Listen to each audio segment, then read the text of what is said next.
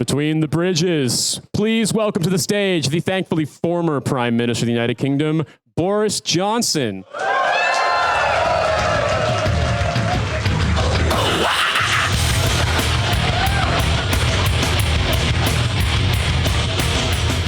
Hello, I know what you're thinking. Christ, Ian Duncan Smith's back from Turkey. Wait until you see his veneers. Hello, everyone. I'm sorry I'm late. I was just having a quick game of Whiff Waff, which is still legal even in Sadiq Khan's London. It's great to see so many of you here for my book launch. Of course, with so many people in one room in the south of England, there is a substantial chance that at least some of you are my illegitimate children. Fortunately, I have a solution for this. I've been watching a lot of a television program called Oprah, and taking my inspiration from her, I've put a paternity test under each one of your seats. Please just pee in the cup provided and hand it to the venue staff, and by the end of the show, they'll let you know if you need to see me afterwards. But that's not the main point of today's event. Today is about my new book, Unleashed, and I want to clarify at this stage, it has absolutely nothing to do with Comedy Unleashed. A group of people you could not accuse of having any unprotected sex with anyone. The point of my book is that when I was PM, I was leashed. I was a very naughty puppy. I was chained up. I was drinking from a bowl and eating kibble from my master Rishi, who wouldn't let me have any treats. I wasn't even allowed to have one work picnic with cocktail sausages from Tesco. It's nothing sacred. But despite being a good little sub for the dominant powers that be, I still achieved a great deal in my career. Brexit, the 2012 Olympics, redecorating 10 Downing Street, and killing Captain Tom by ordering British Airways to expose him to the novel coronavirus. But of course, I have one crowning achievement, Liz Truss. Like a sclerotic Roman emperor, I ensured my successor would be so damned by history that people would barely remember the time I hid in a fridge. So I hope you enjoy my book. I think you'll find the various chapters coalesce and coagulate in a way that is almost glutinous. I believe it was the Roman Emperor Marcus Aurelius who first wrote a rambling memoir about how he was the best political leader of his time, and I think you will agree this is very much in that vein. Ladies and gentlemen, please welcome to the stage, Trash Future!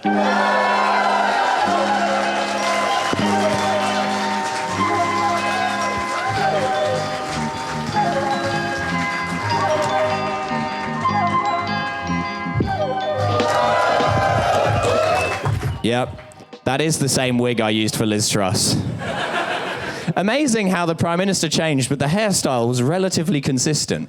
Never say that Trash Future isn't green. Reduce, reuse, recycle. Thank you, Milo, for keeping them going for a little bit while I moved the table. I know how to vamp. Hello, Between the Bridges. Thank you for coming out during Storm Bert. Now, you may notice, vis-a-vis Storm Bert, that November is Devon. Yeah. She died. Yeah. R.I.P. Yeah, Storm Bert got her. Yeah. Storm Bert got her, but it was knife crime. Storm Bert got her with knife crime. Yeah. It's terrible, all these storms stabbing each other. Someone should do something about it. Between the Bridges, thank you so much for coming out, braving the wind and rain and sleet and snow to hear about Boris Johnson's book, which I think we can all agree, all of your journeys here combined are about 1/10 as much hardship as I went through reading all 700 pages of it. 700? 700 pages of pure gold. Not a word of filler.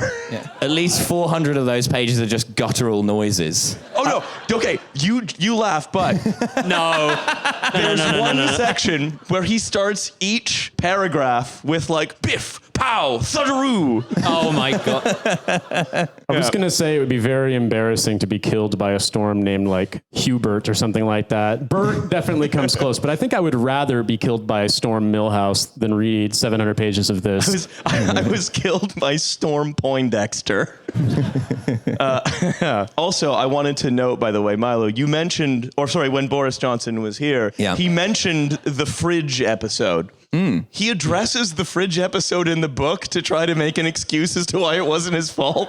Nice. We're gonna get to that. Is it illegal for a man to engage in Wim Hof? terribly sorry to announce the little boy was a bitch. He shouldn't have been lying on that floor anyway. 3:34 a.m. Going back for more olives. So I have read this fucking book, and as I said, we're very grateful to Devon here for coming across from Cardiff to help us talk about it, and... Thank you. Devon heads, we're in control. Devon had to come here by wagon train. I got like the last plane out of Cardiff before the storms fully wiped it out.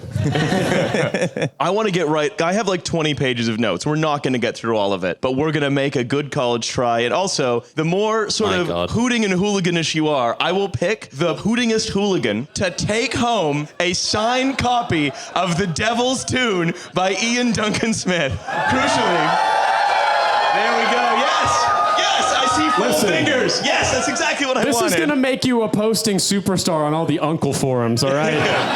And no, you cannot say no. If you are picked, you have to take it. Yeah, you must take The Devil's Tune by Ian Duncan Smith. You've been cursed. The only way you can get rid of it is by engineering a silly contest to give it to someone else. Yeah. It's like It Follows. Yeah. His uncle follows. Yeah. I also want to note this book is, of course, not signed by Ian Duncan Smith. It is signed by us. And also it is signed by our friend Noah, who found it in a used bookstore in the States somehow. I don't know. Who would sell on such a work of literature? So that means at some point, someone in Britain bought Ian Duncan Smith, The Devil's Tune, one of the 18 people that did so in its first week. Not lying, that's the real number. I will say, it is bearing none of the markers of having been read. Like, that is a flawless book. Who bought that, just like left it on the shelf for a couple of weeks and was like, no, I can't. Low mileage copy. It was owned by a little old lady who only read it on Tuesdays. Only ever read in the dry, mostly kept in the garage. Yeah, but Mint. we're going to talk about this book, unfortunately. The gods are trying to stop us. No, they said, no, don't talk about this book in woke London.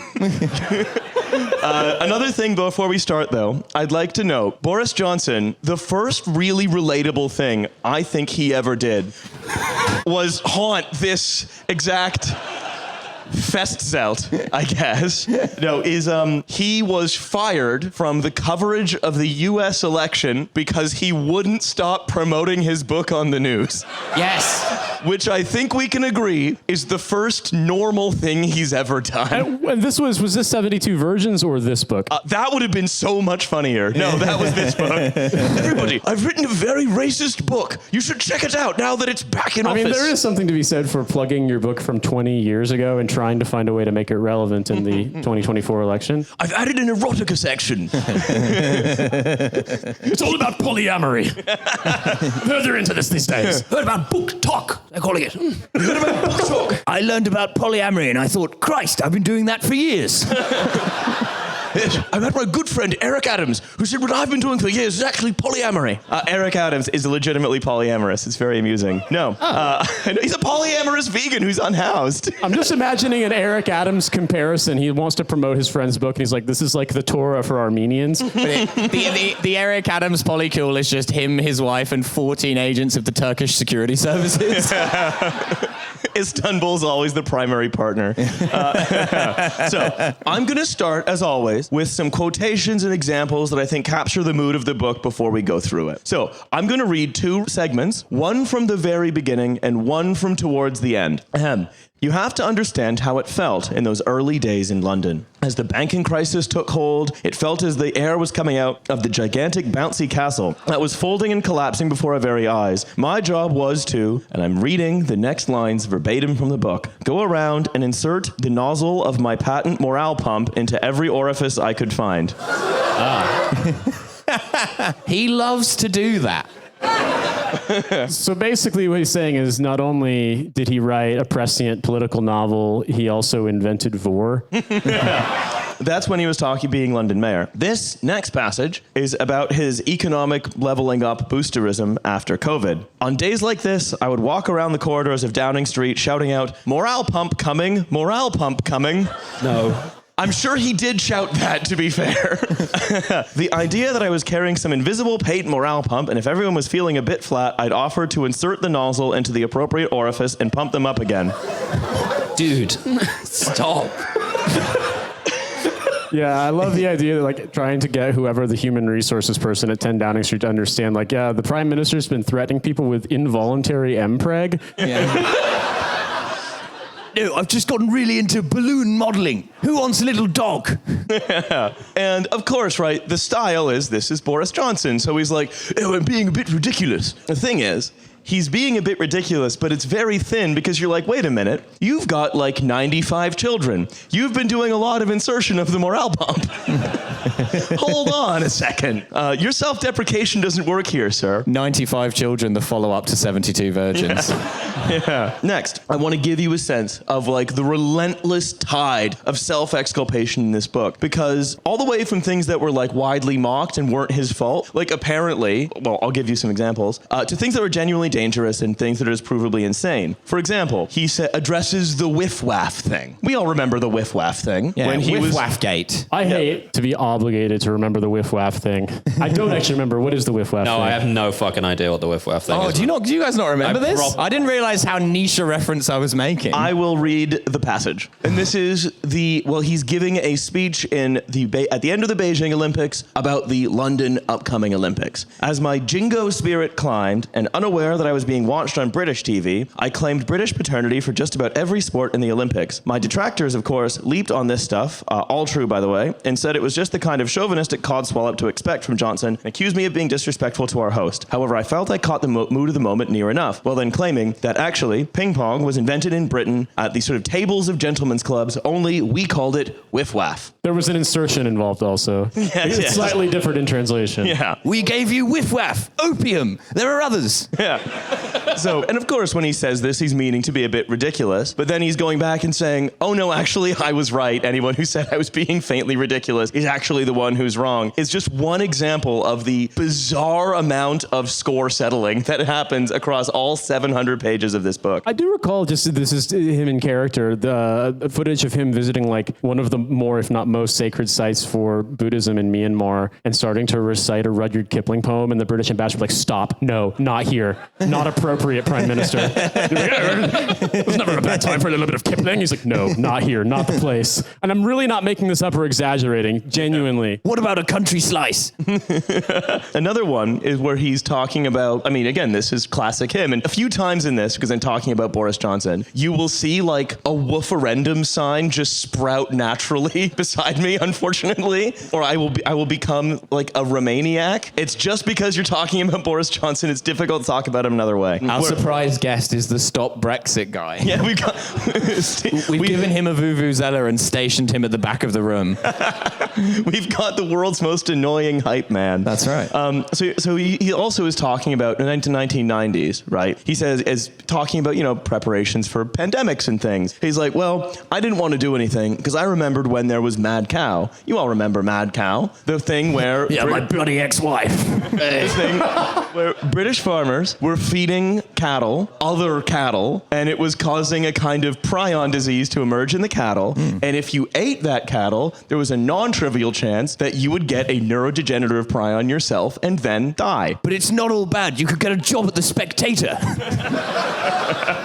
And he says, some scientists were forecasting the deaths of millions. One famous professor said that the rate of mortality would be so huge that it was necessary to build a new hospice on every street corner. The media lapped it up, especially the suggestion that Britain's uniquely sordid agricultural practices were at fault. It turned out, though, that the government initial assessment was right. There was a theoretical risk of cow-to-human transmission, but it was small. And though there were a handful of cases of this thing that kills you, each one, of course, was a tragedy. The link with the beef was not always clear, so it was nothing like an epidemic. Basically, it's him saying, just making up the history of, we shouldn't have prepared for this thing. We shouldn't have reacted to it. It was wrong because it pissed off some farmers, linked to today, of course. And, that's why I was right to basically underreact to COVID. I feel like we just saw he was in charge of the country during what I remember to be quite a serious disease, like a couple of years ago, and he's written that after that to be like, we were wrong to prepare for diseases before the disease. It's like, well, he's saying, this is why my instincts to not prepare were like right right, even if they were wrong in practice. Yeah. This is cool as hell. I'm excited to get to the COVID part where I become angrier than anyone's ever been. But also, like, you had all of the advance notice having seen Northern Italy or China or other places where it broke out much sooner than it did in the United Kingdom. And I don't know, is the thought process like, oh, well, we'd be immune to it. We have all those prions from the disease. It's not really a big deal in the first place. At one point, he says, oh, only a 2% mortality rate. That seemed fine.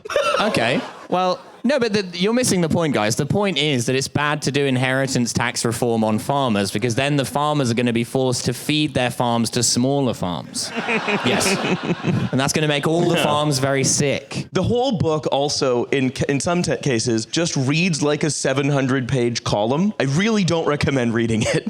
I have to emphasize this fact. Well, it's like those novelty chocolate bars you can get at the airport. Like it's like the column version of that. It's like, get your dad a 700-page Telegraph column. He'll never read it. He'll sit by the toilet gathering dust. And so he'll be like, and again, you can see the Romaniac sign here because it is lies about like the EU or whatever. He just will say, well, this is why we had to leave because of something I made up about bananas. And so this is why it's quite tedious to read because you're like, okay, we're going to do that column now. Okay, we can move on to the next column. So that's all table stakes with Johnson, right? The book is just a big long list of people who've been unfair to him, accomplishments of his that have gone unsung, and trying to play it off as self-deprecation with pretty mixed success. There are, however... I was inspired to write this book by Caroline Calloway, buoyed by her success.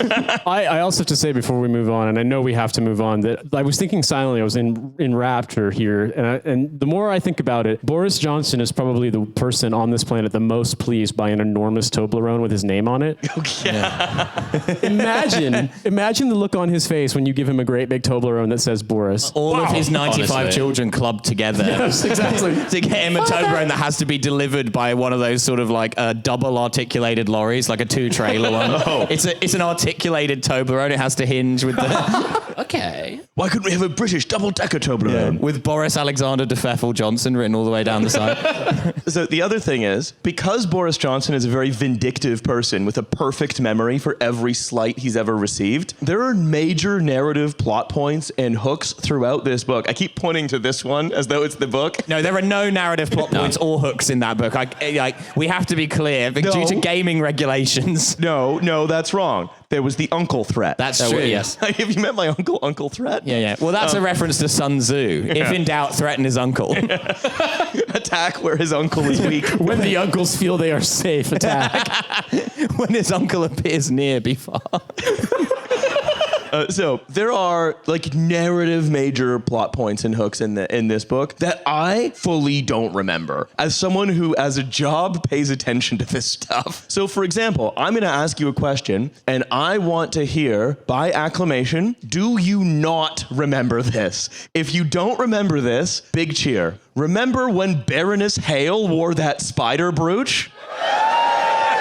Thank you. Yes, correct. A very large cheer goes up because, of course, nobody fucking remembers how, the Supreme Court once wore a piece of jewelry that was to spite you. I remember that. Am I mentally ill? Maybe. I remember that so clearly. I'm like, do a remember it too. hard one, cunt. Do a hard one.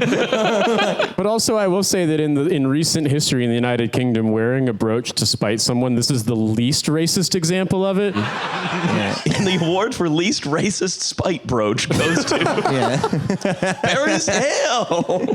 I'm big into spite brooch. I think that's a great idea. Yeah. Put a pin in that. No joke. Just It's a brooch. Yeah. God damn it. Stupid. Yeah, there you go. That's right, Radio 4. You could have had this, but you turned it down. We threatened you with referendum. We threatened you with the Romaniacs, and we are delivering. That's right. All that wind whipping, that's just Steve Bray sucking in a lot of breath before he starts yelling, stop Brexit. It's just like rubbing some mist off the sign. Wait, this is Storm Bray. He's going to stop Brexit by blowing the UK into mainland Europe and fusing it with Belgium. Finally. Yeah. The glorious revolution now complete. So he opens on how Baroness Hale wore mean jewelry to him. Yeah. It's the first words of the book. It's very camp, isn't it, British politics, when you think about it? It's like Drag Race level of like, she's throwing shade at me by wearing this brooch. They're all divas, you know? Yeah. Like, they didn't have the word for it back then, but they're all divas. Yeah. Cunt. So this is how it starts. He's complaining. It's like, well, actually, the whole Parliament proroguing thing. She wore mean jewelry. I'm going to now read the table of contents of this book so you can appreciate what I've been through. Oh my God. Part 1, Trapped. 1, I'm in the vacuum. Help me. 1, The Curse of the Spider Woman. 2, Come on. The Poison Chalice. 3, Locked In Syndrome. 4, The madder Hulk gets, the stronger Hulk gets. Yes. You won't like me when I'm horny. 5, Earthquake. 6, The Greatest City on Earth. 7, Crisis in London. 8, This is like a track list of a 1975 album. I was going to say, I don't remember these title cards from Evangelion. 8, here's one, The Cult of the Knife. 9, The Cycling Revolution. 10, Hop On, Hop Off. 11, London Burning. 12, A Summer Like No Other. 13, Miracle in Battersea. 14, Copping Out in Copenhagen. 15, Some More Radical Solutions. 16, Prawn Cocktail Flavor Chris. 17, Voting Leave. 18, Inside the Bus. 19, Triumph and Disaster. 20, Soft Power Superpower. 21, Brexit America. 22, Brexit Abroad. 23, Mayhem in Mesopotamia. 24, Killing Gaddafi. 25, Nice. We're only at 2011? This is a long fucking book. 25, The Butcher He just of Alliance. admits to that in the book. This is like, wow, he had less stringent editors than Listen, Walliams. Storm, Bert, Ernie was always my favorite. I'm ready for you to end it all. Just me specifically.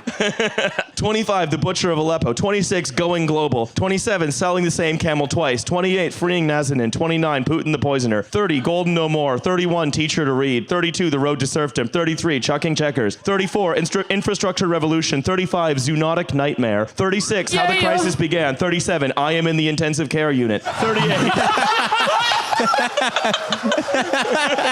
Help me!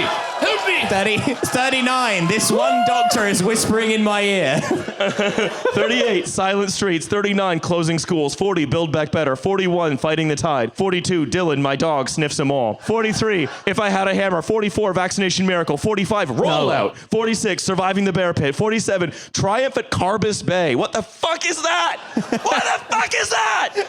48, Collapse in Kabul. 49, Saving the Planet. 50, Oh my God, it's Omicron. 51, An Unprovoked Invasion. 52, The Battle for Kyiv. 53, The Cost of War. 54, Night Train to Ukraine. 55, The Most Odious One. Welcome to Kent, twinned with Kigali. 56, Dear Sir Graham. 57, Britain and India. You can imagine this is well handled. 58, A Torrid Sort of Summer. 59, Symploides for the Future. 60, Balmoral.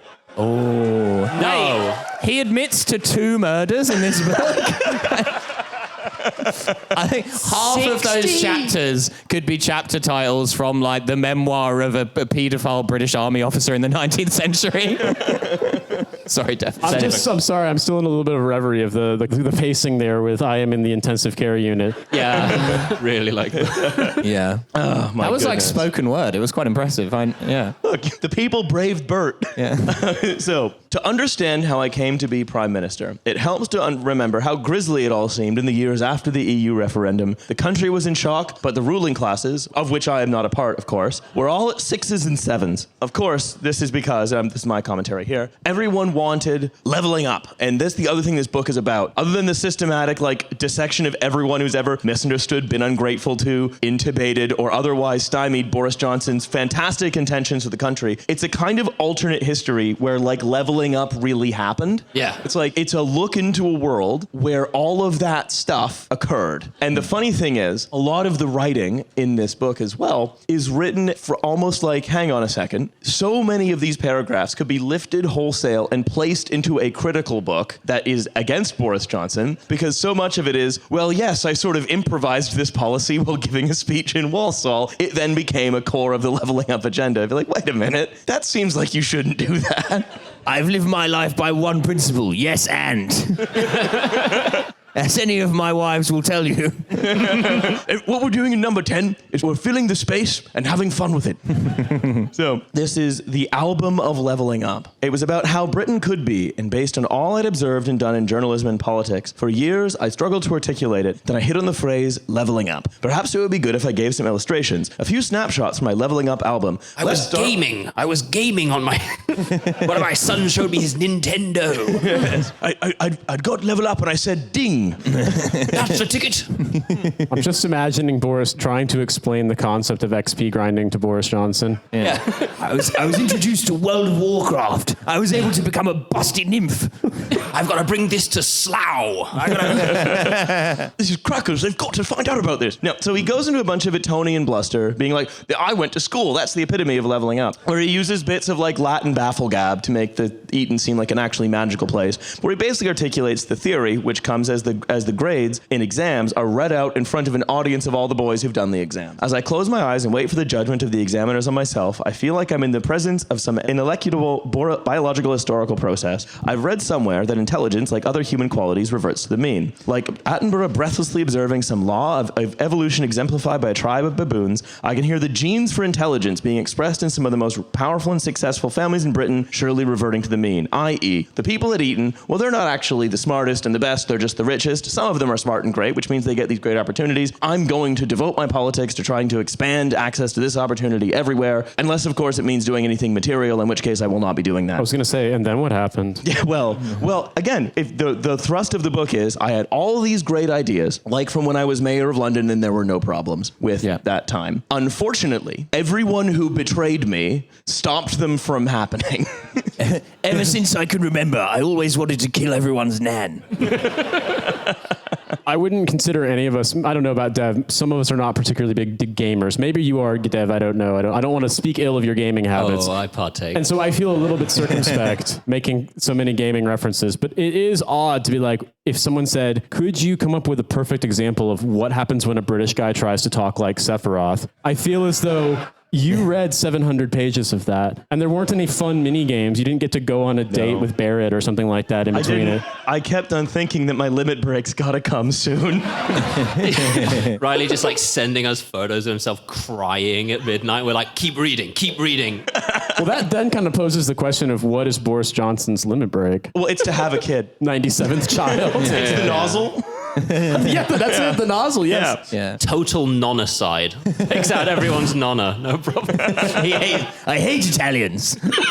So both of my ideas, global Britain and leveling up, depended on getting Brexit done. That's right, we can't improve all the schools without it. Sorry about the fucking Romaniac sign. That is properly taking back control of our legislative and regulatory system. But I was worried about the vast and glorious roll call of enemies I have made after many years in journalism and politics in which I'd been far from cautious about what I said or did. I had a plan. Wait, what? Are you telling me that Really? Boris Johnson has said some unwise things? Yeah. And again, what he's doing here is he's being like, I was just too honest and everyone betrayed me, so I couldn't do my plan of making like Eton 2 in every community up and down the country. They should make like a movie of this book so that at this point you can have like a montage of all of the ill-advised things he said and done over the years. Just like smash cut to like black and white Vaseline on the lens footage of him in like a rice paddy hat on a visit to Vietnam.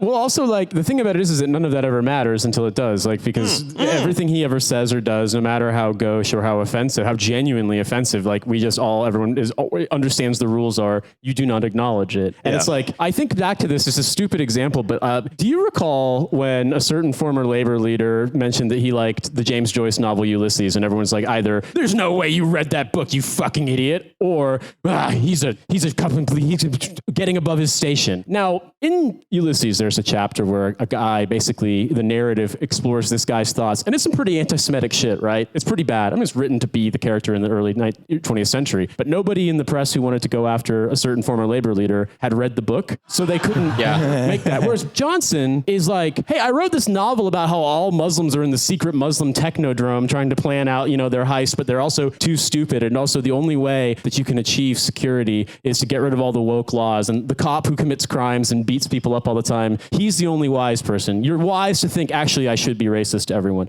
And no one read that. Everyone read that book, or if they did read it, they pretended it didn't exist. Jeremy Corbyn condones cranking your hog on the beach. And so, What I'm trying to say here, just to make the point, is that he's like, oh, all these unwise things I said. It's like, but you were part of the system where the rules are. No one cares. They were perfectly wise until you became less than useful. Everybody knows about the bendy bananas. Everybody knows about the really weird column about Africans' brains are compromised by their love of the plantain or whatever the fuck he said. Like, I'm not making this up. He basically said that like there's like something about like the sweet carbohydrate release of the plantain. Like it's bad, but the rules are you're not allowed to know that or acknowledge it. So as you say, right? He says, I said some unwise things. They weren't unwise. They were not unwise because that's not why he made enemies. He made enemies when he became useless, and then they remembered all the stuff he did. They were like, oh yes, I remember who you are. What was unwise was eating a sausage roll in the garden of number 10 Downing Street. Former ambassador to Myanmar is like, I've been saving this elephant gun for a very long time. Anyway, that's the table set. Leveling up happened. Global Britain is real. We could have them all only if everybody had been nicer to Boris Johnson. I compared the UK to mild-mannered physicist Dr. Bruce Banner. No prizes for guessing which chapter this is from. That's right. I was intubated.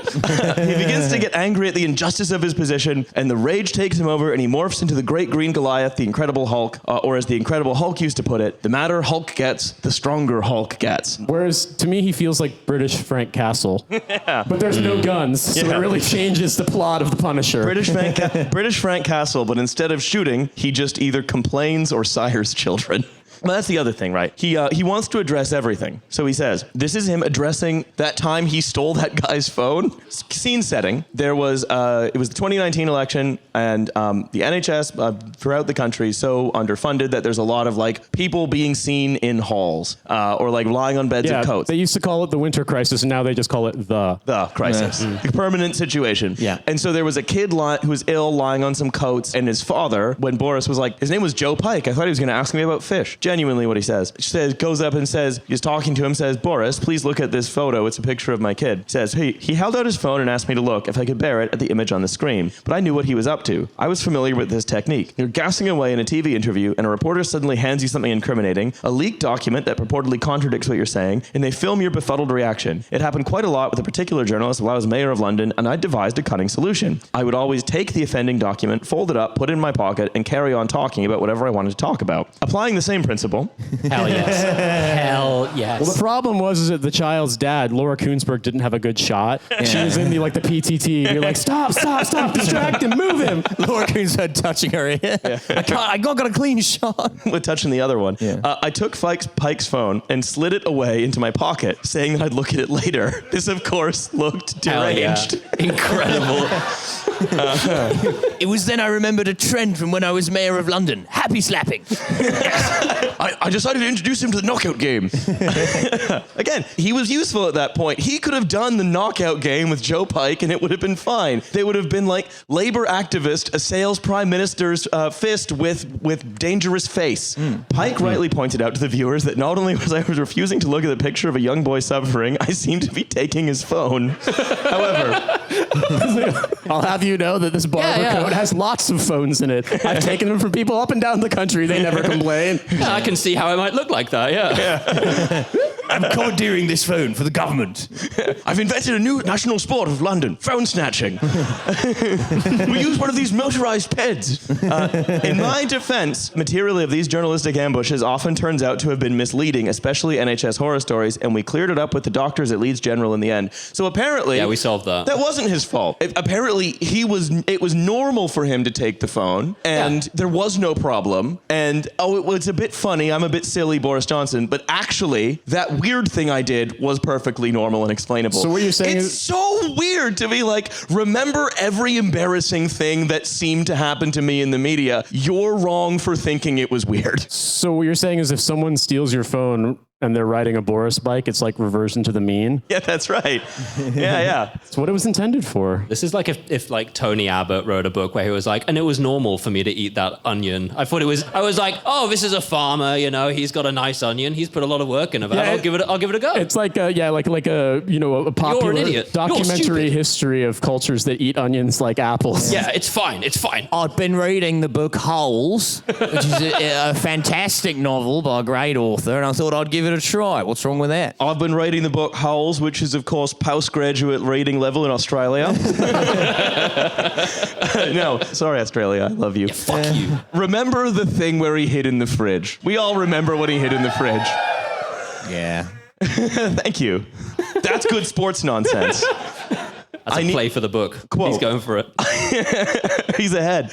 I needed to be prepped for my interview, but we couldn't find the briefing room, and we had to avoid another NHS horror story ambush. Over here, said someone from the media team, I think it was Rosie Bate Williams. We scrambled through a door pursued by journalists and shut it behind us. However, it turned out to be a fridge used by a dairy company. Yes. This is more like adaptation of Sun Tzu. When there is no briefing room, find one. any room can be a briefing room. Yeah. Journalists fear the fridge. Again, so notice what he does there. He says, oh, that thing where I was stupid and hid in the fridge, that was Rosie Bate Williams' fault, actually. She chased him into that fridge. And I wasn't hiding. I was just thinking really hard about helping this country. Yeah. It's like when you're prime minister, the buck stops with everybody else.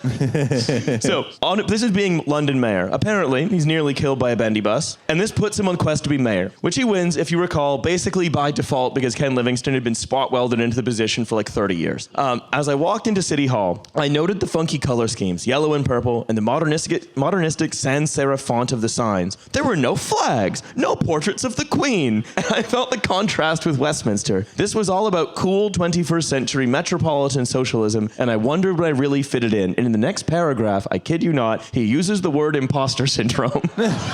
Yes.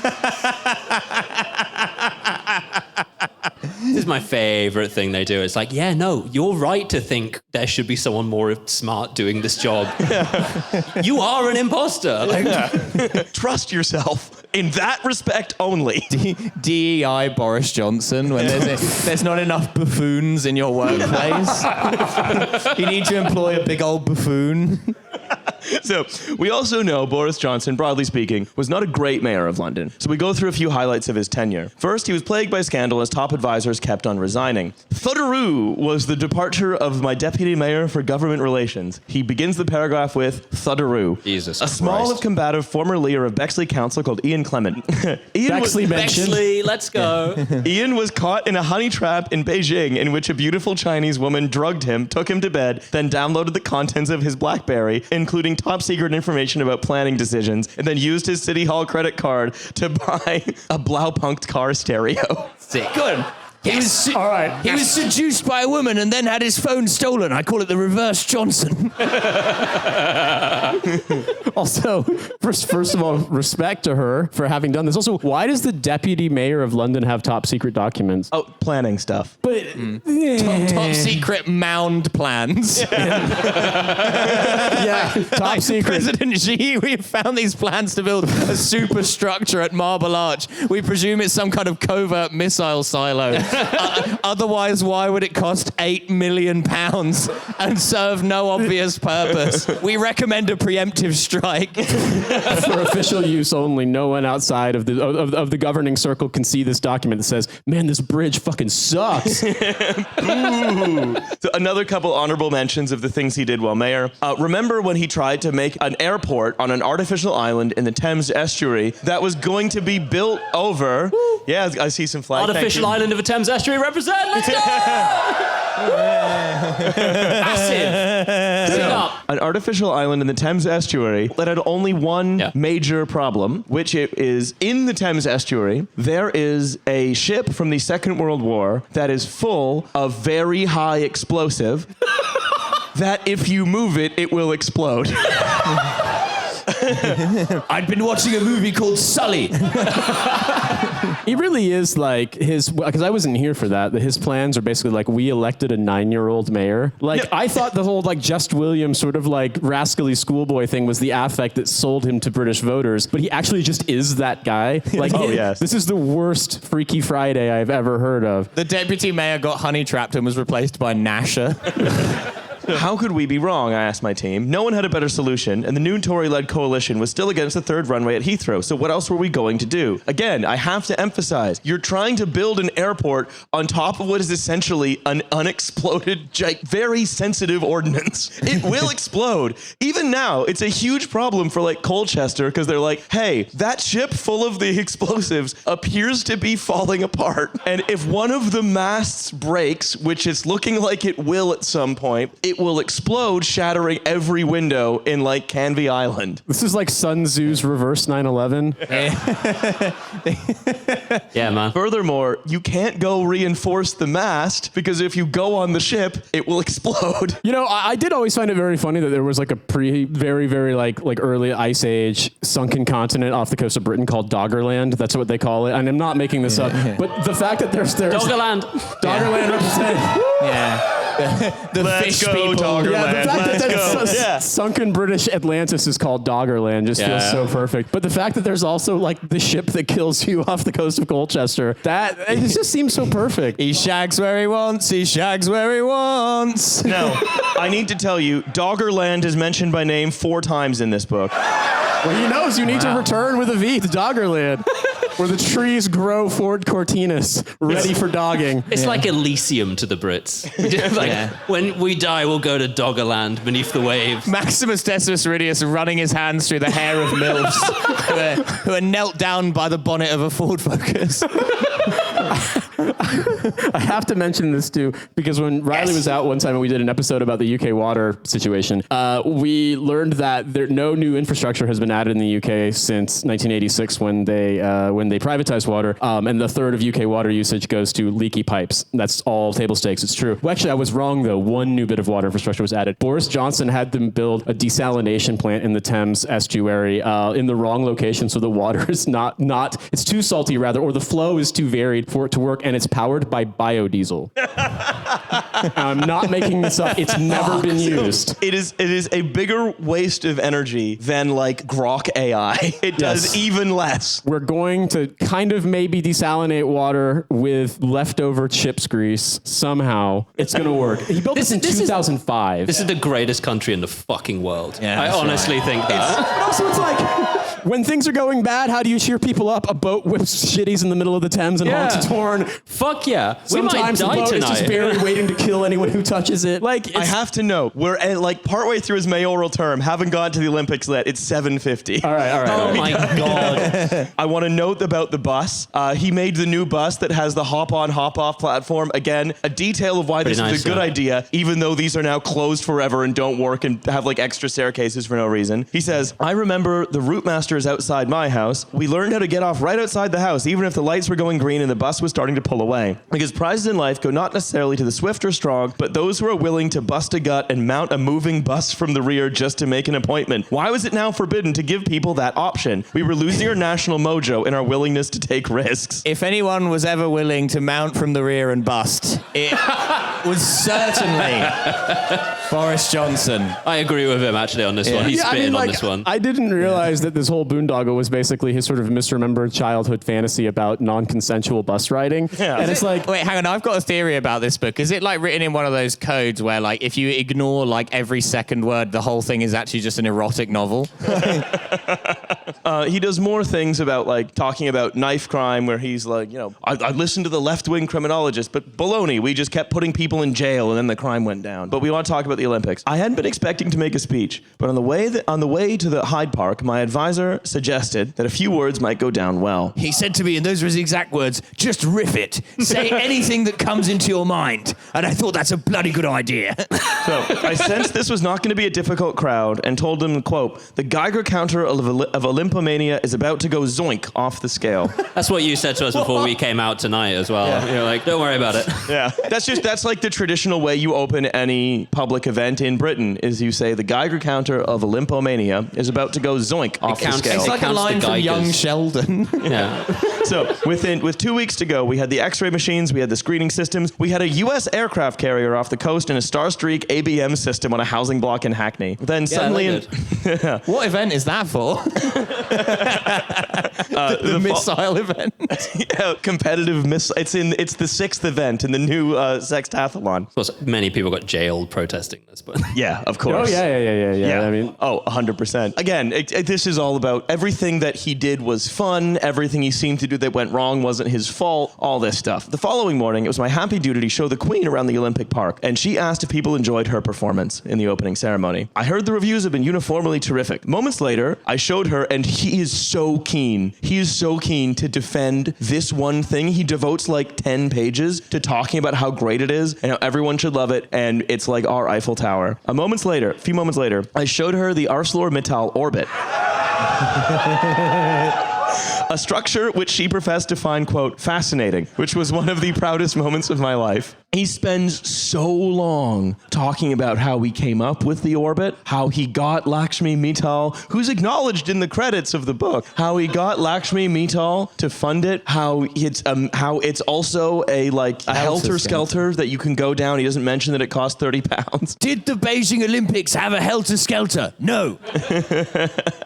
I feel like the fact that you've gotten this much detail out of the book and we're still so early on, it's like this man needs an editor, but also like no one can get this man to wear a condom. So you definitely are not going to get him to be able to edit his own book or allow his book to be edited. So I'm skipping stuff fully. People look back at that moment and wish we could return, and so do I. But don't forget the key lesson of that amazing national experience. It's about an utterly ruthless individual determination to excel, to beat others and get on the podium. That, in the end, is why we all felt suffused with that golden Olympic glow, except, of course, the people who were jailed for protesting it. Don't worry about it. And everyone in Hackney, but they like cleared out. Yeah, the sort of Stratford thing too, wasn't it? They just no, it's worth noting just because obviously he goes through life completely rose tinted. He never mentioned it, but people fucking hate it. And again, he's like, and the post-Olympic village is amazing. And it's like, no, these are some of like the shittiest, quote unquote, like 800,000 pound luxury flats in London, except for the ones that are by the Battersea Power Station, which again, he also waxes poetic about. Didn't they pick Stratford to build the orb? They wouldn't build an orb in a normal neighborhood, right? So like, I'm just saying, Boris Johnson created an environment where orbs could be built in London. I want a fucking orb. Just got planned. Yeah, my bad. I forgot. The orb's in America. I forget. There isn't a real orb in America. Yeah, well, the woke stopped him from building the orb, and that's why he had to write this book. Yeah. So many Olympic villagers become disasters. Deserted stadiums, athletes' villages colonized by drug addicts. I was determined to make London the exception. Yeah, and then the athletes leave. In the years leading up to the games, I was obsessed with the problem of legacy, that after spending just shy of £10 billion in an athletics competition, we would actually leave something behind. We needed to show that we believed in the rhetoric about the transformation of East London, and that the post-Olympic park could be a truly special zone of the city, a magnet for the Britain curious around the world. Britain curious. They get off the plane, they go straight to Stratford City Mall. They say, I've never seen a JD Sports like this before. I've never seen a Q at Greg's this long. Like, where's the fucking orb? Where's the orb? I'm not Anglo-sexual, but I am Britain curious. One cold Saturday morning in January, I was sitting at home staring at the plans of the park, and it hit me. This was too functional, too sports obsessed. There was nothing to bring the tourists and make you say, "Core, Doris, look at that. Let's go to the Olympic Park." In the end, tourists from like an hour's drive away. I presume that's not meant to be like a Vietnamese guy. Core, Doris, let's go have a look at that Olympic Park. Yeah. Also, it's like, is that tourist from like the 40s?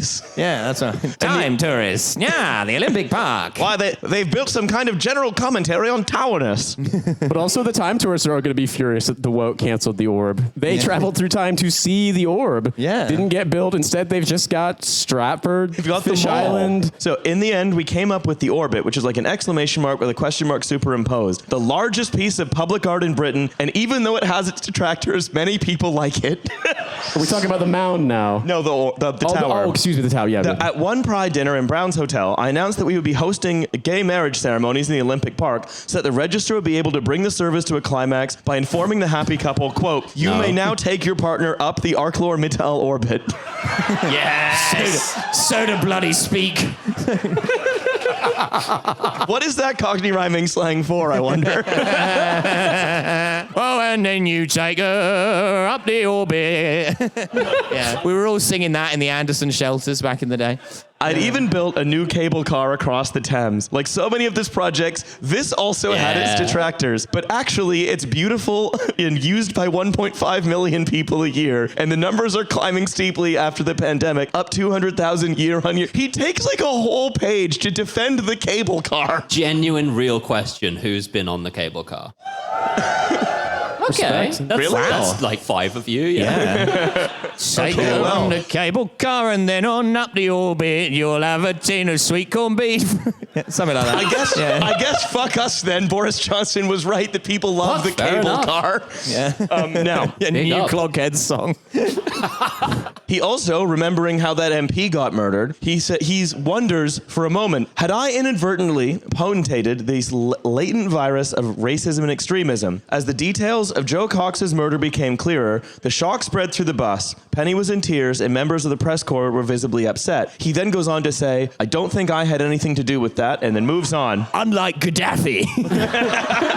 Foreign Sec, mostly pretty dull, but I wanted to pull a couple segments on global Britain. One, it's like the way he deals with Nazanin Zaghari Ratcliffe is he's like, well, yes, I may have misspoke and gotten her sentenced to more time in prison. However, he says, at the time that I said this, I was flanked by the two most senior and experienced officials in the Foreign Office, which he then goes on to name. And then This is real hater shit. I respect this, actually. And then goes on to insult the dress sense of before saying, it's fine, I say this to her face. Well, because that's Hell the thing, yes. actually, about Boris Johnson. He's always very well turned out and very smart. And then says, neither interjected or corrected, as was their job. So, again, the buck stops. Their job is to stop me from being a fucking idiot. And if they failed. And if they don't, nothing to do with me. Not my fault at all. Nothing. Yeah, absolutely. Yeah, when you're a leader, what it means is that you're responsible for nothing, basically. I was elected to show up with my face comically smeared with fudge and say something ridiculous like whiff waff. Yeah. The people who actually learn things are supposed to stop me, and if they don't, well, then they endorse it. If that wasn't what I was supposed to say, why did none of my scheming eunuchs stop me from saying it?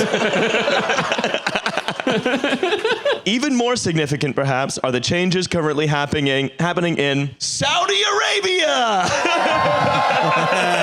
Represent, big up. Tony Blair once said that Mohammed bin Salman was the hope of the region, and I can see why. Projects like Neom, a new city in the desert.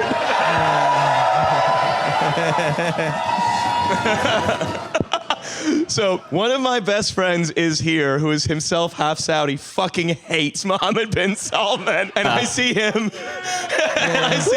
pumping his fist at the mention of Neom. But the Saudis under Mohammed bin Salman are serious people, and there is nowhere else where so much is happening so fast. It always Wait, amazes hang on. Maybe you read the tone of that wrong. The Saudis under Mohammed bin Salman are serious people. Unlike Mohammed bin Salman, who is not. It amazes me to hear left-wingers complain that Britain is so close to Saudi Arabia. Yes, we are, and that's a good thing. We're also basically saying, yeah, fuck Yemen. We're going to spend a little more time in the Theresa May It's very premiership. green. They don't let women drive. Re-trans issues. This is just a little note here. When Penny Mordaunt Here we go. briefly says, hey, what if we do for like trans people like the Tories did for like cis gay people in like 2010 during the Theresa May premiership? She comes up, she says that, hey, maybe, and Boris's response, of course she doesn't stick by this. There was Theresa nodding away enthusiastically at what was clearly a presentation organized and approved by Number 10. So she was a right-winger, or was she woke? And as for Europe, to what extent, to borrow the language of Penny's presentation, had she transitioned? Was she still a Remainer, or was she some kind of cross-dresser and could switch back? I started to worry. Yes, it's. I keep pointing to this book because this is a book. Yes, it's in here. Yeah, Jesus. There's one other section. I'm Actually, the I'll skip first that. ever R2R transgender person. 2019 election, devising leveling up. One thing is for sure about Boris Johnson's book, a lot of very nice wine is name-checked by name throughout. And I don't know why it's necessary that we know that. For example, did you know that when he came up with most of the policies for leveling up, he and the Sag were basically fully cunted off of Antinori Tiganello, which is a very, very nice Tuscan red. Now we know that. We also know that specifically he wooed investors with terrines of Chateau Margaux, and that he drank a lot of Chateau Neuf de Pape while mayor. I don't know why he name checks the wine. Why? You need Except to if he know how knew. drunk I was when I said some of those things. Unless he knew I would be reading it. Yeah, for real, man. And would need like a little pick me up. He wrote that shit. He's got to win allies however he can. He's he knows he's going to plant that seed in you. Oh, maybe he's not so bad a guy. He's like, Get they're behind this. gonna read this on a TF live show, obviously. Talk We about- can get Riley. This is kind of an Easter egg. I know he really likes Tuscans. Yeah. He makes these arguments about like power, rail, infrastructure, home building, sort of lamenting why it didn't happen on its own because he was excited about it, and how regulations, Euro or otherwise, are holding back, scads of activity, and how people really deserve good governance. And to read this book, you'd think we were living in Galt's Gulch, except COVID happened and took it away. That's right. Wasn't that also Liz Truss's argument that like basically everything was going great, but then a conspiracy stopped her? Oh yeah, so I can explain this. So what happens is essentially we are, by reaching back into our glorious past and also reaching forward into the latent human potential, always just a few inches away from a kind of right-wing revolutionary utopia. However, there is an invisible and sort of amorphous, ever-present set of progressive or degenerate conspirators who are conspiring to basically take that away with what you might be called a stab in the back. No one's invented this kind of politics before. Yeah, I recall this Italian guy who wrote 14 Theses of being annoying as shit. Yeah. Marinetti. Problem wasn't that I was ignorant of zoonotic diseases. The problem was rather that I knew too much about them. Yes. Yes.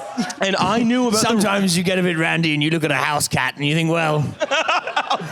So wait a minute. So his argument is that he knew too much about zoonotic diseases, and he knew all of the times when we politically overreacted to them, and so he tried to underreact as much as possible to COVID. That's where the mad cow example comes in. It's like, well, that time we took all that action to prevent huge amounts of people from dying from mad cow, and only a few people died. What if we didn't take that action? And that was what informed him going into COVID. It's so cool to be like, we took massive action and barely anyone died, and as a result, we've determined that was a fucking waste of time. And it's like, that's a fucking success! That's what you wanted! That's proof it worked! Yeah, what's the opposite? Like, we took massive action and everyone died anyway.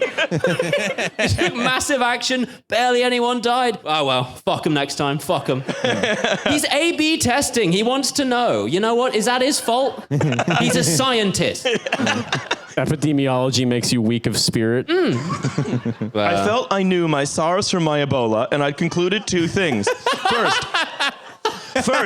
First. You gotta know your SARS from your Ebola. Yeah, I was gonna say, this sounds like the lyrics to an album that no one talks about in their collection of Paul Simon solo work. Yeah. And I concluded two things. First, novel zoonotic plagues tend to sort themselves out. And second, the greater risk of destruction was from the attempts by politicians to contain the disease. And again, no risk of that in Britain. So basically, right, this is him saying, you might think we didn't sort of take COVID seriously enough early enough, but actually, if you knew what I know, which is a lot more than anyone else about zoonotic diseases, everything I did made sense. It was like I split tens with a jack showing. It's like you always have to do that as part of blackjack strategy. It's just, it doesn't always work. I mean, I feel as though he should just complete his whole shtick about being the Latin quotes guy and be like, this was revealed to me in a dream, actually. Yeah, I went into the Delphic cave and I got drunk on the Pythias vapors. Most of the papers at this time, instead of focusing on COVID, it was their fault too, chose to splash on some news about Prince Andrew and allegations about his friendship with Jeffrey Epstein, a dead millionaire who seemed to have trafficked in underage girls. Now, I note here, right? Now. Jeffrey Epstein, this guy who seemed to do this, which is strange because Boris Johnson's own sister has testified that he knew Ghislaine Maxwell at Oxford. This is not someone who's passingly familiar with having heard about him on the news one day. This is someone who most likely knew someone who's very close to him and probably knew him as well. But you couldn't slip that one past me, Boris. Putting in the book this Jeffrey Epstein fellow who I've never heard of. He seems like a wrong one. Seems like a wrong one, no. Jeff Epstein, the financier. Am I getting this right? Yeah. Well, meanwhile, Riley has locked in. Yeah, he's like, motherfucker. Canadian is mentioned. You are not. I know them. No, he says he was. This is when he's ill. We are Britain's foremost nonce hunters, actually. So a lot of people fronting they're the ones on TikTok and things like that. It's us. We're doing it. We're reading the nonce precogs. Yeah, absolutely. Yeah. We're reading the books where the evidence is buried 500 pages of thudderoo and shit in. We're finding it. Well, the frustration was appalling after he nearly died from shaking hands with everybody. Also, note, he doesn't mention that he shook hands with everybody and got COVID basically on purpose. It's safe to shake hands if you're in a fridge because the virus isn't active at that temperature temperature. I longed to be able to get back to my desk to steer things, but my body had other ideas. On the second or third day, I tried to have a swim in the Checkers pool donated by President Richard Nixon, who paid a visit to Ted Heath, and was horrified to discover, if you're paying a visit to Ted Heath, you shouldn't just be horrified to discover that he doesn't have a swimming pool. There's a lot of horrifying shit to discover about Ted Heath. I can't really find time to swim. I'm visiting public toilets so often. Henry, this man claims to be a pedophile. He doesn't even have a swimming pool. What kind of individual? We need to get Elvis on this.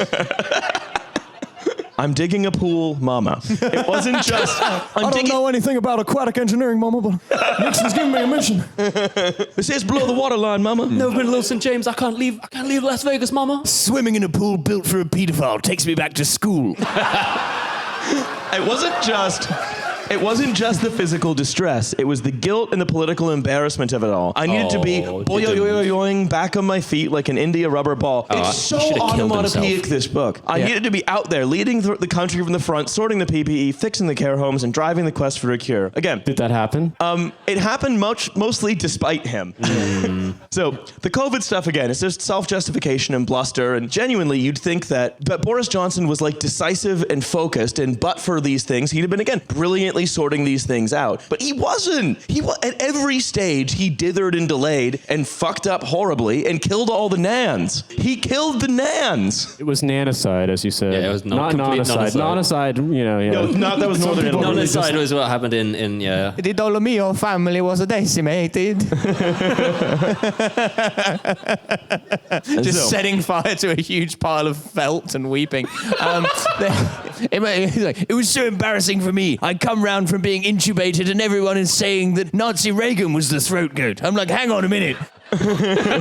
One weekend, the Sunday Times was full of behind-the-hand whispering about my alleged forgetfulness, my habit of napping in the afternoons, and when I read that the serious management of government was being left to others, such as Rishi Sunak, They think I'm some kind of Spaniard. I started to have my suspicions about the origins of this nonsense. These suspicions seemed all but confirmed on August 25th. A genial fox-hunting baronet called Sir Humphrey Wakefield told a random visitor to his home that I was too knackered to do the job and would be stepping down in 6 months. Quote, if you put a horse back to work when it's injured, it will never recover, Sir Hump is alleged to have said to a visitor who then reported the comments to Tatler magazine. I don't blame the baronet because he's a good and kindly man, but I am only repeating what I thought he'd been told by his son-in-law, my advisor, Dominic Cummings. Devastating revelations in Tatler. Incredible. Insanely funny to invite someone over, insult someone else to his face, and then tell Tatler that you've just said that. Yeah. Just like, by the way, I just fucking nailed a guy. World's most impervious buffoon wounded by horse metaphor. So this is, again, it's like, well, this is when the betrayals, of course, began, and all that whiz-bang leveling up stuff, that would have been yours, except you should blame Dominic Cummings, because I was going to do it. All the COVID stuff, I would have been great at it, except I got COVID basically on purpose. And also, by the way... I got COVID to bunk off school, basically. It's again and again and again, it's just like, it wasn't my fault, it wasn't my fault. This is about the Bidens visiting. Well, all I can say is from the moment Joe and Jill Biden got out of their enormous car, like Mike says, wow, it's so big. Whoa. Yeah, that's like Daily Mail style reporting text, like the kind of like Jill and Joe Biden speaking in front of their $50 million home. It's Jill and Joe Biden of Pennsylvania Avenue, Washington, D.C. Yeah. They were charm personified. The president was wearing aviator shades and a genial grin of dazzling whiteness, and he knew my name. I mean, all right. This is Biden. This is an accomplishment. Yeah, by the end, that's pretty impressive. Yeah. He guessed his name. He looks like a Boris. This guy's got to be called Johnson. Look at him. He's just, for some reason, he was remembering Russian-sounding names, and it worked this time, but then he met Emmanuel Macron and called him Yevgeny for some reason. Oh, if you want to talk about guys named Yevgeny, Lebedev is also credited in the acknowledgments of the book. I find it interesting that every time we mention something as an aside, Yevgeny Lebedev, Doggerland, you're like, oh, it's in the book. Yeah, there's a whole chapter, there's a whole treatise on that. So I can see Boris and I both married above ourselves, he said as I introduced him to Carrie. In fact, he seemed to take a bit of a shine to her. Why don't you and I go down to the beach, he told Carrie a little later, and leave this guy here. All right, now hold on. Whoa. It's pretty good. I don't remember there being a chapter called Swinging with the Bidens.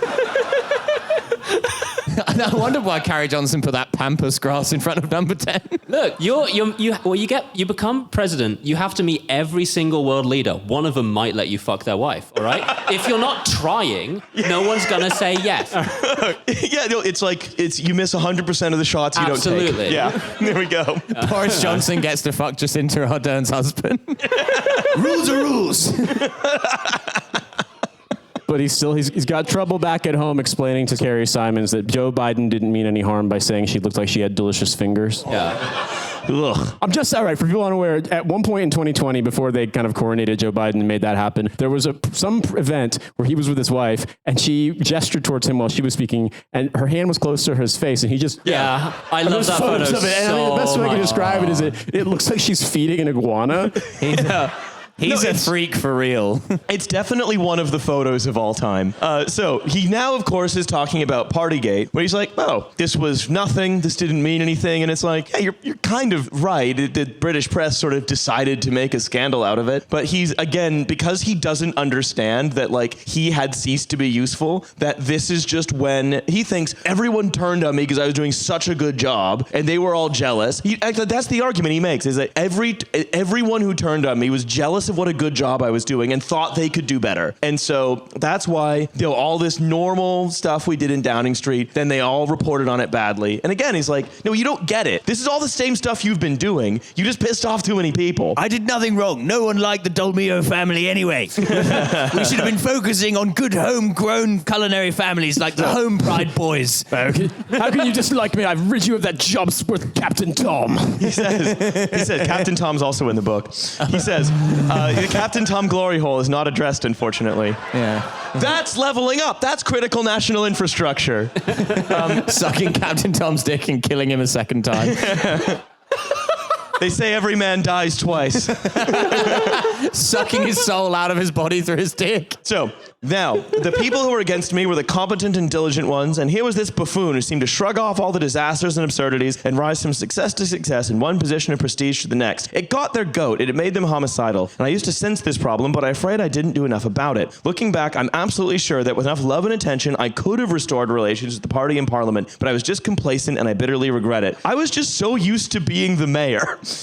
Oh my God. With supreme power and no backbenchers to worry about. I never thought they'd be so foolish as to get rid of me. I'm surely they wouldn't be so dumb. But I didn't also, about Partygate, didn't want to look like I was avoiding scrutiny. I didn't want to be accused of using my majority to ride roughshod over Parliament, a repeat of my Owen Patterson corruption goof. Since I was absolutely confident that I had nothing to hide, and since I knew that I hadn't misled Parliament, or at least not intentionally, I told the Chief Whip to go ahead. Once again, I was making the elementary mistake of trusting people too much. I look back at that decision and groan inwardly. It's all the sort of like, oh, aren't we having a great time, lads? But he can't resist slipping into sounding like Ming the Merciless. I never believed in magic until I saw my dog turn into a snake. The real problem is my heart was too open and I had too much love for my homies. They betrayed me. I'd rather be in a book full of people who love me than a whole party full of sharks hungry for clout. I'm forgetting the Keemstar quote. It's from too long ago.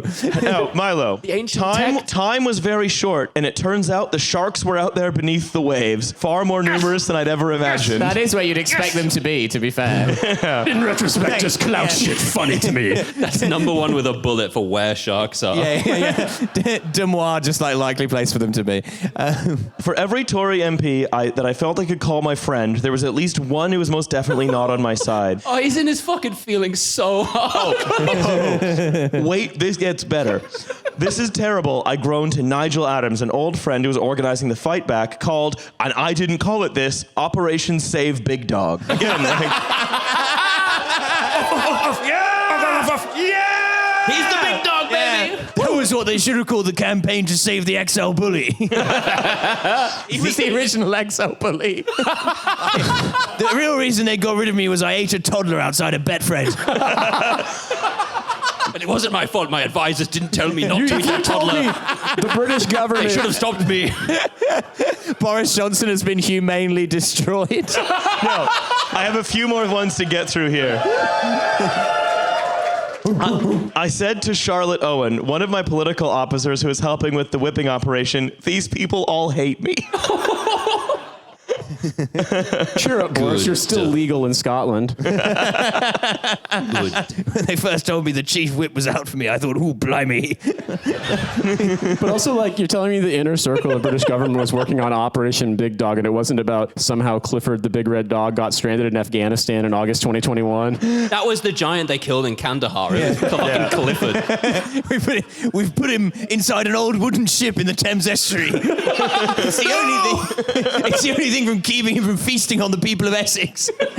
As I'd previously understood it, this is the scandal that takes him out. Chris Pincher's behavior, which, by the way, was sexual harassment and much worse, I believe. I don't remember specifically on here. Chris Pincher's behavior could sometimes be embarrassing or unbecoming, as I had understood it. But the tragic reality is that if you excluded everyone from governmental office just because they had at one time faced allegations of unbecoming or embarrassing behavior, he would have very few Tory MPs left.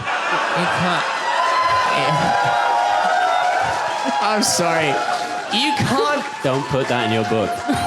I mean, that's the thing. I don't think that's an admission. No. I think that's a threat. I mean, you cannot be a Tory MP sex pest with the name Chris Pincher. I was going to say, Well, that's the Boris Johnson's Boris offended, again, but only by the nominative determinism being too easy of a joke. That's the quote. He said Pincher by name, Pincher by nature. That was the audio that got leaked that that toppled him. He loves to mea culpa in a way that's like mea not actually culpa. Yeah. But when he can't blame it on someone else, it just doesn't get mentioned. Unfortunately, this meeting is in the calendar as Johnson Pincher. I'm told that after I announced my resignation... Mea culpa? Anyway.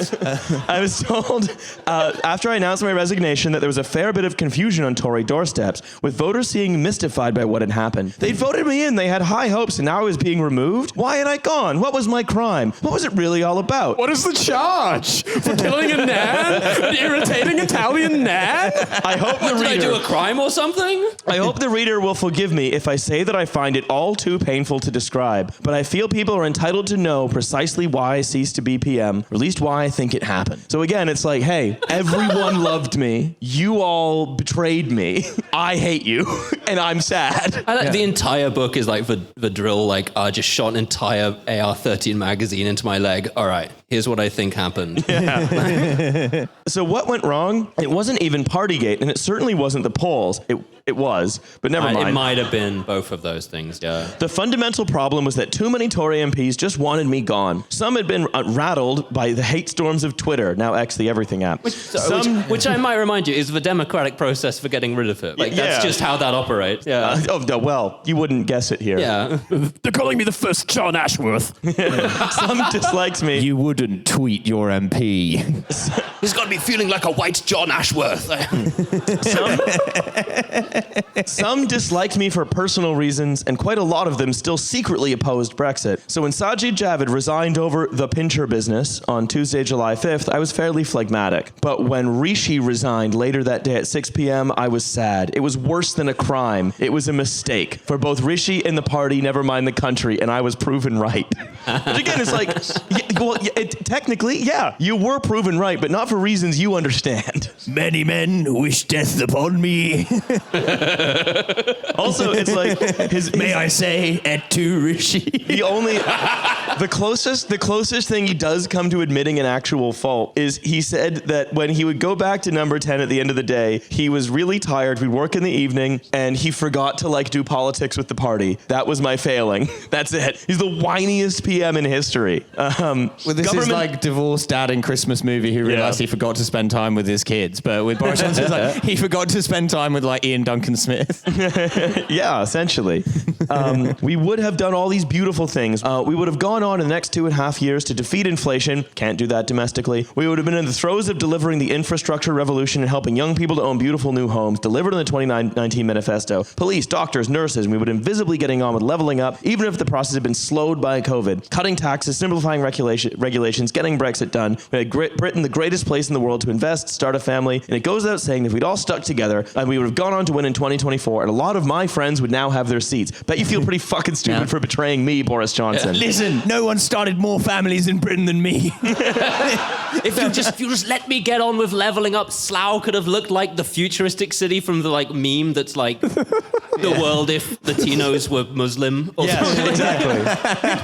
That's also right, though. Yes, I mean, I believe if that firmly. Latinos Yeah. were Muslims, Slough would look awesome. They should have been. It's so fucked We up. would have leveled up so hard that everyone would be flying around the world to visit Swindon in awe of the place. Halal carnitas place in the middle of a roundabout in Swindon. This is what you could have had, people of Britain. Government is hard. Change is hard. For a lot of the time, I felt I was pulling a jumbo jet single-handedly with a leather bit between my teeth. I'd been watching The World's Strongest Man. I appreciate that apparently we were governed by a Law and Order SVU episode. Yeah. For about 4 years, 3 years? It was a long time. It felt longer. I worried that without constant forward grunting, we would wallow and lose momentum. But there's no point going over whatever I may think. He needs to stop saying shit like constant forward grunting. This is like when that person described what having sex with Nicholas Soames was like. Yeah, who remembers that? No? Yeah, it was having a very large wardrobe fall on you with a small key stuck in the lock. Winston Churchill didn't live to hear that description of his grandson, but... Well, there's no point going over what I think may have been the mistakes of my successors. Both Liz Truss and Rishi Sunak do have some good qualities, and each was handed some bad luck. I used to claim my chances of being Liz PM... Truss's bad luck was that she was made Prime Minister. No. We are now, blessedly, at chapter 60. Imagine, I'm going to do this one more time. Imagine this has been about an hour and 25 minutes. Let's say maybe less 5 minutes for all the sort of, blathering up front. That's about an hour and 20 minutes. That's your hour and 20 minutes of experiencing this book. Of your life. Imagine now reading the whole thing over the course of, I'd say, about like a whole day, because you can't just skim it. You have to find the stuff you want to say. Imagine if this lasted for 8 hours. I've got to imagine in for a day of reading a terrible book. And at the sight of every weird, horny pun, you remember that you intentionally became British. We're going to make this the best country in the world to start a podcast. This is upon seeing the Queen on her deathbed. She seemed pale and more stooped, and she had dark bruising on her hands and wrists. But her mind was completely unimpaired by her illness, and from time to time... She was still a saucy cow. She was a minx. And from time to time... You still would, that's what I'm saying. From time to time, in our conversations, she still flashed that great white smile and its sudden mood-lifting beauty. To go and see the Queen for an hour a week was to pour your heart out to more than a privilege. It was a balm. It was a free form of therapy. It was like being at school and being taken out to tea by your much-loved grandmother. On one occasion, I was bellyaching about the miseries of COVID, the human toll, and the awful consequences. Oh well, she said briskly, I guess we will just have to start again. Wait, what? like repopulate the earth? She's like, well, Boris. I think you'll find I've seen Threads. Threads was a wonderful film. I don't know why she's Mickey Mouse. Oh, you guys better start fucking and repopulate this country. Well I done for realize that she's- killing the Dolmio family, Boris. They knew too much. Now, he then says this is, of course, because she rebuilt after the Second World War. But it was also she who broke it to me that a very expensive F-35 had blown a gasket and dropped off an aircraft carrier because someone left a plastic tray over the air intake. Why is the Queen telling you this? Why the fuck? He's like 90 years old. Why the fuck is the Queen giving him tactical information? And then he says, Boris, I regret to inform you that there's a nuclear-armed walking battle tank on Shadow Moses Island. Liz, give me a sit rep. Boris, you must join me in outer heaven. Boris, you must remove the memory card. Join me in my lair on the ship full of explosives and Clifford the Big Red Dog in the Thames Estuary. Yes. We have to finish him. One always spends Christmas on Spider Skull Island. At the end of our last meeting, Carrie was sent in by tradition to join us, and the Queen repeated something she said earlier. That's what that brooch was making fun of him for. Was spending every fucking Christmas on spiders. Actually, the best island a British politician could be spending Christmas on when you consider the other options. And one of those islands is Britain. She was surprised. It says, this is, again, like after he gets defenestrated, right? Because she's about to die and he gets to go visit her as an ex-prime minister. How annoying for the queen. And it's like, I'm afraid by tradition, like the fourth last person you see while alive has to be Boris Johnson. However, she was surprised by my general lack of bitterness, given what had happened to me in Westminster. Again, even the queen thought that I'd been wronged. With her final breath, she said, you know, Boris, it's everyone else's fault. I was so magnanimous that the queen was like, you should be more upset, Boris. Unfortunately, there were limits to what my morale pump could do.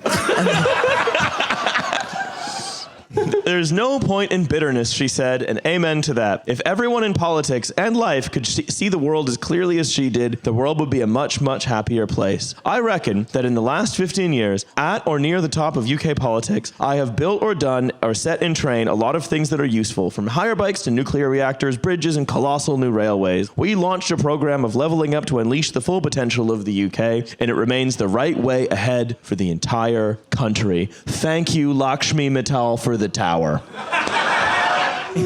thank you, Between the Bridges, for coming out at Storm Bert. It's not over for Boris Johnson. Yes. He has hundreds of children, and one of them will become prime minister. Yeah. One of them will avenge him. Now, if you have a foam finger or other bit of sporty silliness, God damn it. if you wore a beer helmet or a flag on your hair, please stand up. I'm going to decide who I'm giving the book to. Let's see. Yes. You know what? The guy in the North Korean, by the way, like. Yep, you. Yeah. Yep, immediately. There you go. Come and receive Sorry, this foam- cursed object. Sorry, foam finger guys. I wanted to give it to Sorry. you, but I have to hand it to we are technically adherents to Juche. Thank you for coming. You want to say a few words about Juche? Not really. Listen, I'm going to be real with you. I've done a lot. I've done a lot of live podcasts where people from the audience have come on stage, and that is the absolute correct response. Thank you. Now, I hope you enjoy the worst book you'll ever read. And I hope you all enjoyed coming out on a Sunday to Between the Bridges to hear the worst book I ever read. Now, because this is a live podcast, we cannot possibly end on a high note. We have to end with admin and then try to summon it again later. Admin, do you have a torso? Would you like to cover your nakedness? If you have a torso and would like to cover it, or you'd like alternate torso coverings to the one you're currently wearing, we are supplying them. They're right over there where the lovely Devon is standing.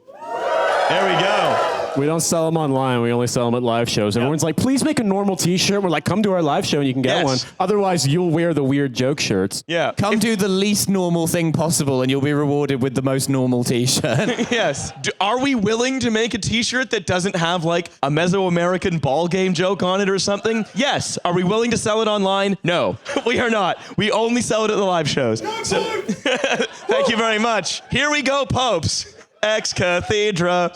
Anyway. Now, with all of that, they're going to be available to purchase over there from Milo, presumably. Yeah, presumably. I imagine Milo. So now that the admin is done, is the admin done? I think the admin's done, yeah. Now that the admin is done, I also just want to thank the wonderful staff of the venue and to try to remember how we felt when I closed the laptop. Yeah. Get home safe, say goodbye to your uncle. Kill James Bond, kill James Bond, kill James Bond, kill James Bond, kill James Bond, kill James Bond, kill James Bond, kill James Bond, kill James Bond.